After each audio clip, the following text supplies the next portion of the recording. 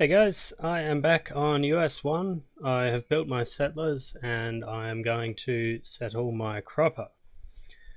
Now, if you saw the first video, you'd know that I was on the server a week late. This means that I had a bit of trouble. I'll just open up the tab over here. Yeah, I had a bit of trouble starting my second when everyone else did. By the time I was up to like day 3, people had their second. So there's not Travian find croppers. Yeah, there's not a lot of good croppers around where I'm starting. I just wanted to open this off camera.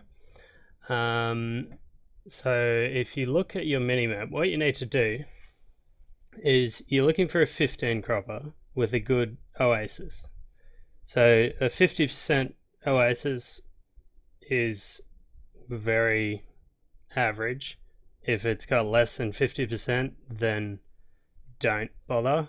Not as your capital. You can have it just to store troops or to help feed other villages later, or to have one of your defensive friends' troops sitting in, or sending your defensive friend the wheat from that village. But if it's got less than 50%, I don't recommend you make it your capital. If you're going a high percentage, you want to do 100 and above if you can. I've found a few 125% ones, but they're not in the starting area because all of these have been taken. If you go to your map up here and then you open up your mini map, it shows you the players and where the Natars are in the middle, and that big grey zone's in the middle, and the multi-hunters. And this shows you as players join, this red circle gets bigger and bigger and it comes out. So if this is early on in the server, which it is, then you can see by mousing over it how far out you'd want to be so that you can raid people out of beginner's protection as they join. So you want to, it's ideal that you have your 15 cropper far enough out that people will be coming out of beginner's protection as you've built troops out of your cropper. I hope that makes sense. So looking at this, I'd say if this size circle has happened in the first week and a half, then I expect the circle to grow by at least 50% in the next couple of weeks. So the ideal place, in my opinion, would be about 90. So -90 or -85. So if you come up here and you go coordinates, you put in, first you put in your server, so TS1, then put in the coordinates that you think would be good, like say -85 to whatever ours are, -85, -14, we'll say that. So -85, -14. Then if you search, it will give you a list of all of the croppers, and you can see here the distance from the coordinates that you put in. So this is a 15 cropper with 150% oasis. So if I started on day 1 of the server, I would be going for this. But of course, and if you click the coordinates, it will open it on your server in your game. But of course it's taken because I wasn't here at the start of the server. So anyway, that's how you find the croppers. What I'm doing is I'm building a fair way out. I'm building, because I can't be in here in a good raiding spot, I'm just going to have an isolated hammer. So it's going to be a non-raiding hammer, and then I'll have a raiding village that's not a capital cropper in closer. So I'm building out here, so it's far enough away that you won't be attacked by the other people's hammers that are in here, because you won't be in their space, so you won't be contesting as much. But the disadvantage is you can't raid as easily. It will take a long time to raid, even with EIs. But it's isolated enough that you can just build some feeders for it and have a safe hammer. It's close enough in. If I build out here like negative 300, then in endgame it takes too long to react to things, I find. So just in mid-range, if you can't get in close, first priority you would want to get a good located 15 cropper. Or if it's a super active server and it's got twice this circle of red, then you could build out here and you know that there will be new players out there. I hope this is big enough for you to see, but there will be new players out here eventually if you've got a super active server.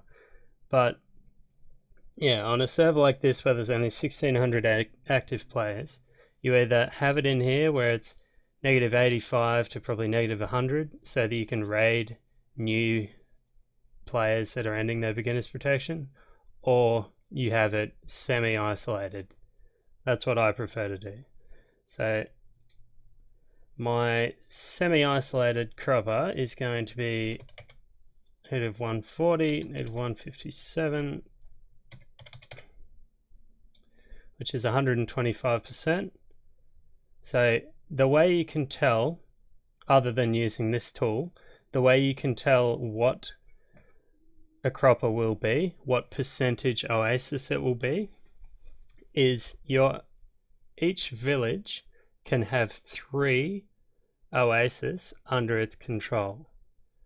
So the oasis that you can control, starting at the square that you're going to be in, count 3 to the left, so 1, 2, 3. Then from there count from your starting village again, count up 3, so 1, 2, 3, and right 3. Oh, actually it's a 9x9, just give me one sec. Yeah, so that's right. Then count down. Sorry, I think it's count 2 to the right. No, it is 3. God, I'm second guessing myself. Okay, so your 9x9 is 9 squares across and 9 squares down. So 3 out in all directions. You can control those oases. So each oasis gives a different bonus. These ones that are only wheat and they have 2 bits of wheat, that's a 50% wheat bonus. And this is 50%. Now you can see there's another 50% here, but the reason this isn't a 150% cropper is, if you count 1, 2, 3, this oasis is outside of the 3 squares from your village, so that doesn't count. So your oasis is actually there.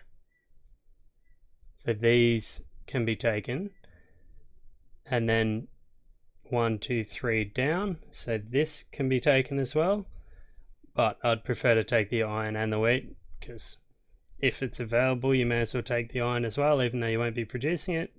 It's better than wheat by itself. So this will be 125% with a 25% iron as well. So when you're ready to settle, just put in your coordinates like I did, find the village. If that didn't make sense about the oasis, I can go into it again. I said it in a pretty confusing way. That was my bad. So just go found new village. Now a risk that you run, you need 750 of each resource by the way, so don't spend down your resources after you build your settlers. The risk that you run out here is it takes 32 hours to settle this.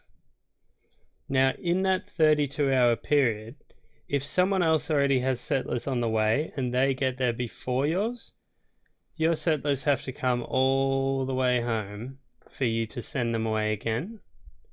So because all of the close-in croppers are taken, and there's probably going to be people going for the mid-range ones now, this may well be taken, may well be settled before I get to it, which will be a bit of a delay.